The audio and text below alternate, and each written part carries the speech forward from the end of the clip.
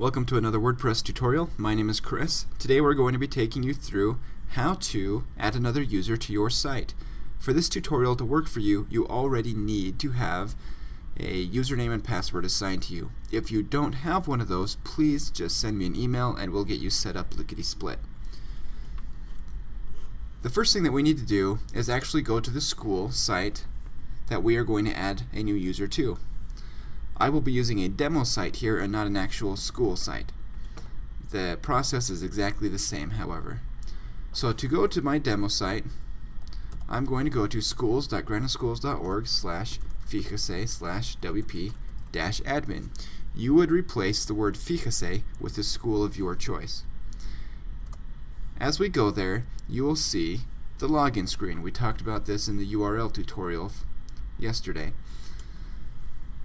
Let's go ahead and enter in the username and password that you've been assigned. I'm going to use a demo account called Darren Deeds. Now I just need to remember his password. Let's see. Brilliant. So when you first log in, over here to the left you'll notice the administration area. This here will navigate you through the administration panels, and whatever option you choose will display its appropriate content over here to the right. The option that we are going to look at right now is the users. If you look at users, you can hover over it, and then click all users. This will show you the people who are already registered to your website. We have 3 people. My real account, then this demo account, and someone else. We need to add someone else to this site. You can do that by clicking the Add New link under this Users area to the left, or up here to the top there's an Add New Users button as well. I'm going to click that one. When the Add New User page loads, you'll see 2 areas. We have an Add Existing User and an Add New User. The Add Existing User is for people who already exist on the WordPress network. Chances are the people you are going to be adding don't already exist. So we are going to focus on this part down here, the Add New User. Go ahead and select a username for this person. Hopefully they told you beforehand what they wanted. Let's use Pepperoni. He's Italian. And his email will be just a demo account I have set up for testing purposes. I now want to bring your attention over here to this role drop down. If you click on it, you'll notice a number of different options. These allow us to assign permissions to do stuff or not to do stuff to this specific user. And you can choose whatever you want to assign this user as. It's up to you. But let's go through these so you can know what they are going to do. For the purposes of our website, we're actually going to ignore the subscriber and the contributor roles. We don't need to use those at this time.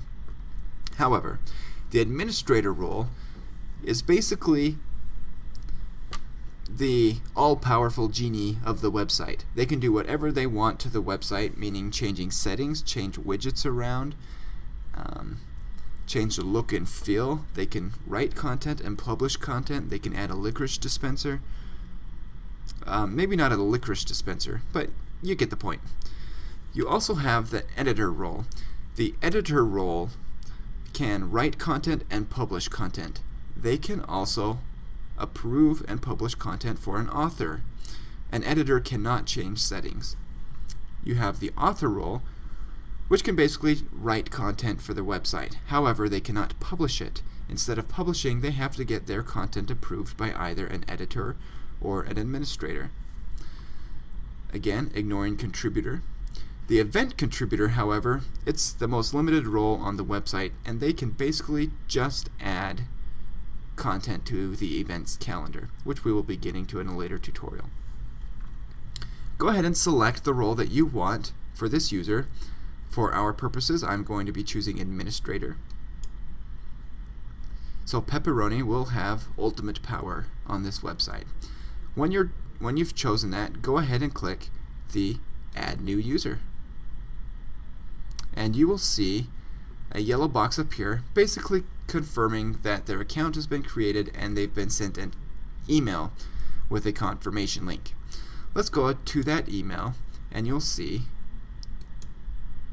here the second link in the email shows us that we can click here to activate the account. Okay, at this point I'm actually already logged into another account, so let me log out of that first and then I will click that link.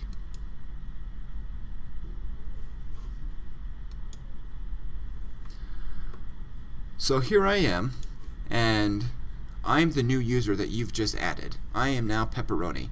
I get this, I'm like, ah, great, I'm added to the site. Let's click the link.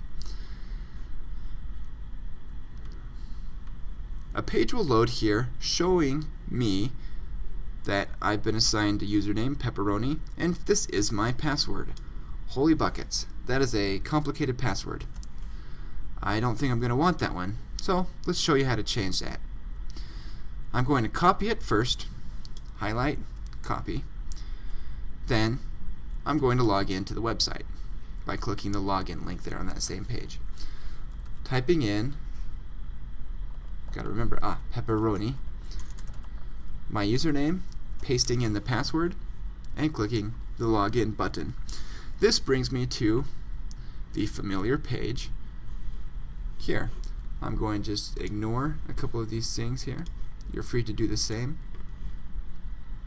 Over here on the left hand side now, as this new user, I can hover over the users area and click on your profile, which basically means my own profile. There are a number of options in here. Take the time to go through, scroll, figure out what they are, what they do. We're not going to talk about them today.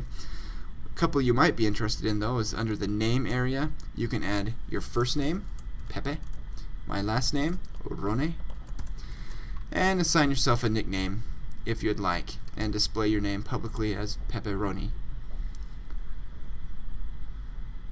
Okay, down here at the very bottom under the About Yourself area there is the new password fields. Go ahead and type in your new password.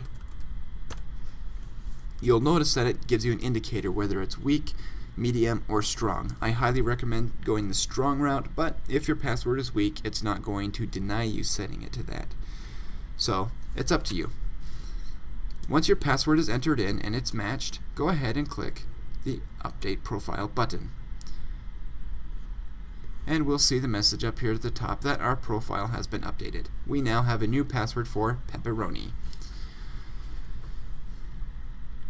So, now just an overview, let's click on the All Users link and see that Pepperoni has indeed been added to the site and they have an administrator role.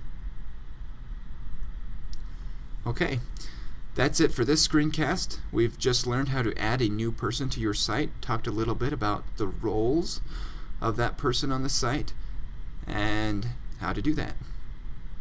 If you have any questions, feel free to drop me an email or send me a contact through the tutorial site contact form. Thanks for watching.